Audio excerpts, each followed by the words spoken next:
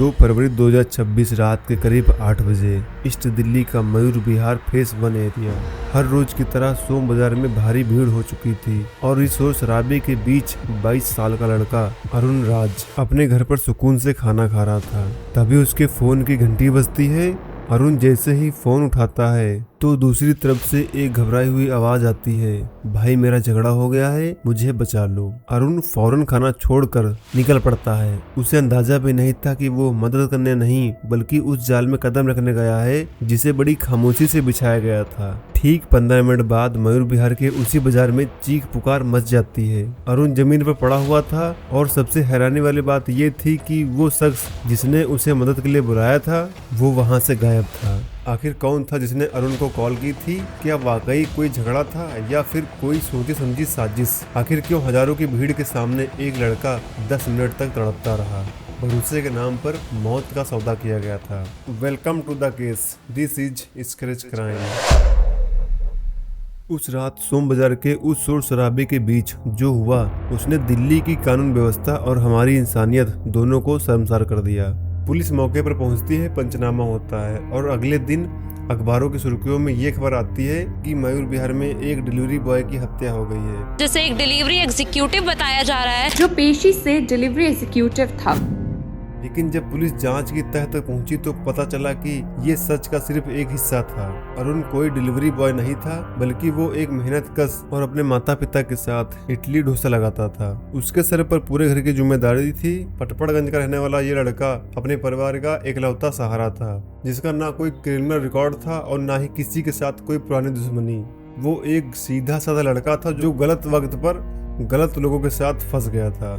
अब सबसे बड़ा सवाल ये था कि आखिर अरुण राज उस रात अपनी आधी थाली छोड़कर घर से निकला है क्यों? जब पुलिस ने कॉल डिटेल खंगाली तो कहानी में वो खौफनाक मोड़ आया जिसे सुनकर सबके पैरों तले जमीन खिसक गई।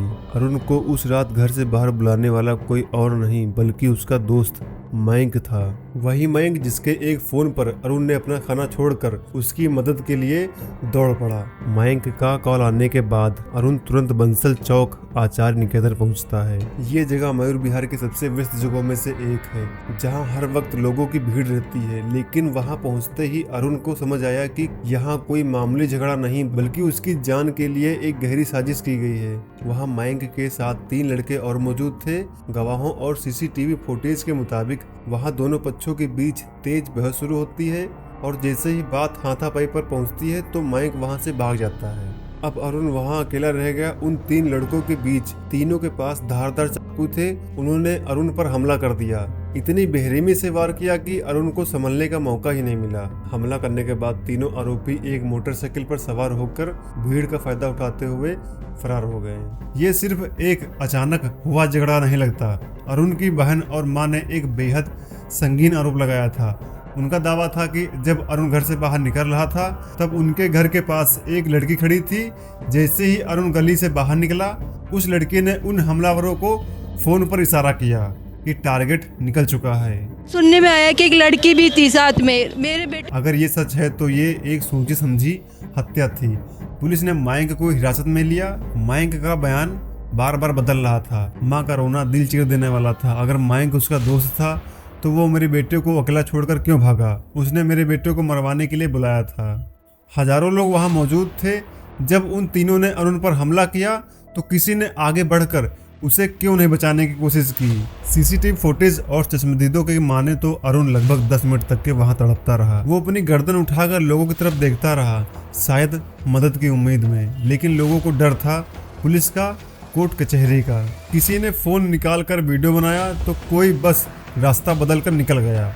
ये हमारी सोसाइटी का वो काला सच है जहां इंसान की जान से ज़्यादा कीमत एक वायरल वीडियो की होती है। बंसल चौक कोई आम जगह नहीं। स्थानीय निवासियों का कहना है कि पिछले 5 महीनों में ये दूसरी घटना है। इस एरिया में इतना अतिक्रमण है कि अगर पुलिस या एम्बुलेंस आना चाहे भी तो उसे 20 मिनट लग जाते हैं आने में। पुलिस पर भी आरोप है कि वो सिर्फ रेहड़ी पटरी वालों से पैसा वसूलने में व्यस्त रहती है। सुरक्षा के नाम पर वहाँ 0 पेट्रोलिंग होती है। रात को ये इलाका डार्क जोन बन जाता है और यहाँ बस नशा और छोटे मोटे गैंग्स का राज चलता है। परिवार का गुस्सा सिर्फ उन 3 लड़कों पर नहीं बल्कि दिल्ली पुलिस पर भी फूटा। अरुण की मां ने अस्पताल के बाहर रोते हुए कहा, पुलिस ने मेरे बेटे को मरता छोड़ दिया। रात भर हमें अस्पताल में भटकाया गया। मेरे बेटे का चेहरा तक नहीं देखने दिया गया। लाल बहादुर शास्त्री अस्पताल में सुबह तक उन्हें कोई सही जानकारी नहीं दी गई। ये केस हमारे सिस्टम के कई चेहरे को बेनकाब करता है। क्या एक दोस्त की जान इतनी सस्ती है? क्या हमारा कानून इतना कमज़ोर है कि नाबालिग होने का फ़ायदा उठाकर कोई भी मर्डर करके निकल सकता है? तीनों आरोपियों को पुलिस गिरफ्तार करती है। उनकी उम्र केवल 16 से 17 साल के बीच की है।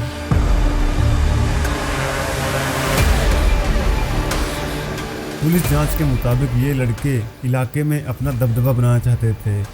इनके पास कोई ठोस वजह नहीं थी और उनको मारने की, बस एक मामूली बहस और ईगो का सवाल था। लेकिन सवाल यह है कि इन नाबालिगों के पास धारदार चाकू कहां से आए?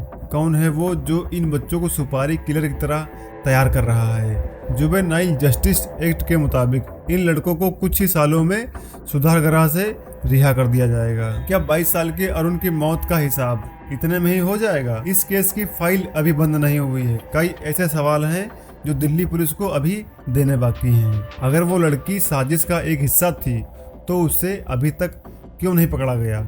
क्या मयंक सच में डर गया था या उन लड़कों का मुखबिर था? उनका उस लड़की से क्या कनेक्शन था? और मयूर विहार की इन तंग गलियों में अवैध हथियारों का कारोबार कौन चला रहा है?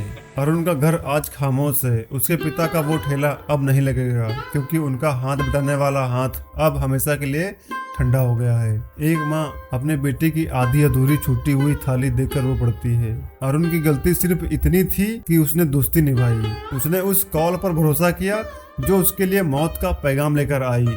मयूर विहार का ये केस हमें बताता है कि दिल्ली की सड़कों पर अब सिर्फ दुश्मन से नहीं बल्कि अपनों के कॉल से भी डर लगने लगा है। और उसका इंसाफ तभी होगा जब उन तीनों को नहीं बल्कि पूरी साजिश को बेनकाब किया जाए जिसने एक मेहनती लड़के को छीन लिया। अगली बार जब आपको कोई मदद के लिए बुलाए तो सोचिएगा जरूर, क्या वो वाकई मदद है या कोई जाल। सेफ रहिए, सतर्क रहिए और हमें सपोर्ट करने के लिए वीडियो को लाइक करके चैनल को सब्सक्राइब कर लीजिए।